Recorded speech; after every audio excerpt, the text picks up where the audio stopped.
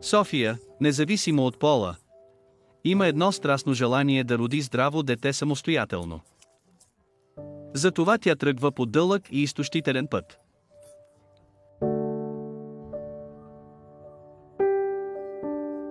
С моя съпруг сме заедно от 2007 година и сме много щастливи.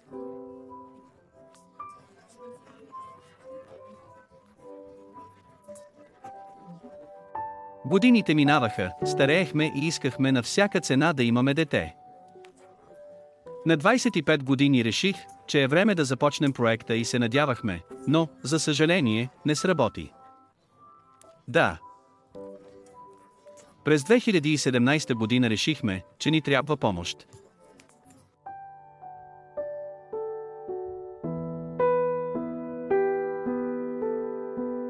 Броят на посещенията на лекаря не можеше да бъде изчислен, както и километрите, които преминахме, за да намерим отговор на въпроса: защо не става, защо не се случва, защо нямам овулация. Докато след множество изследвания ми казаха, че имам синдром на поликистозния яйчник, наречен СПКЯ. При такива обстоятелства всичко става по-трудно.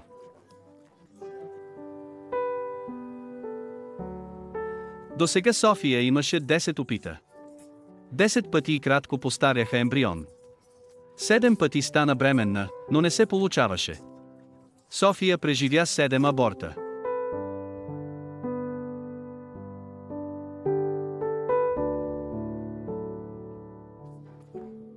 На 29 април 2021 година имах тихораждане, седмица преди това навърших 31 години. Бременността беше здрава, активна, всичко беше прекрасно, но, за съжаление, на 27 април имах лошо усещане и се обадих на гинеколога си и му казах, че нещо не е наред. Не знам защо.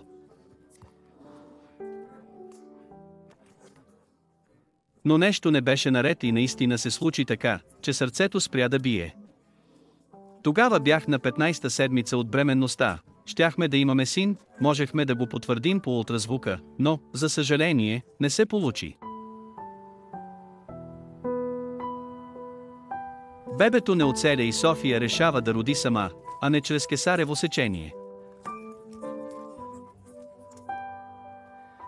Това беше тихо раждане, защото след раждането нямаше плач.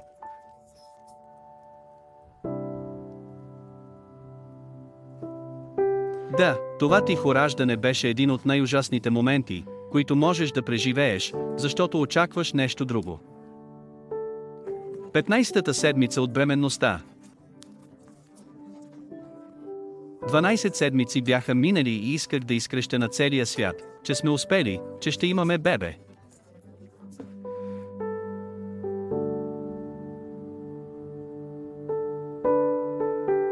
Фактът, че бебето се роди мъртво, няма нищо общо с СПКЯ на София.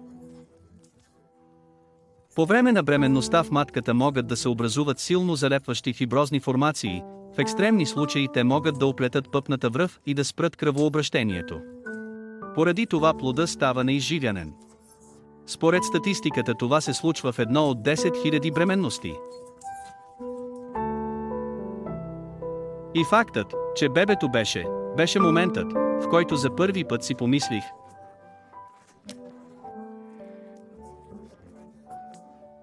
че не искам да преживя това отново, знам сигурно, че не искам да преживея това отново.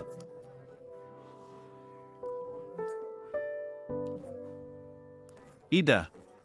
Тогава за първи път си помислих, че този път беше труден, но това е вече минало.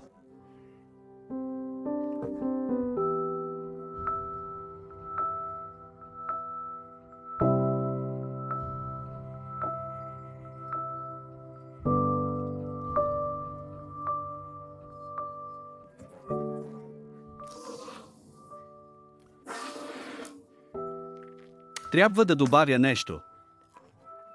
Това беше ужасно, но моят мъж ми даде толкова подкрепа и сила. Да, с думите, които ми каза, но погледни, успяхме да стигнем до толкова далече, успяхме да останем бременни, имахме жива бременност, могахме да имаме син и той вече имаше всичко. пръстчета на краката, ушенца, носичка, всичко беше на място. И тези думи ми дадоха толкова сила, че си помислих, да. Той напълно е прав, това е истина.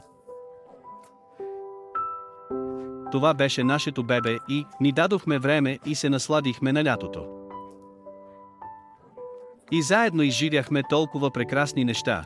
И после силата се върна и си помислих, сега е моментът.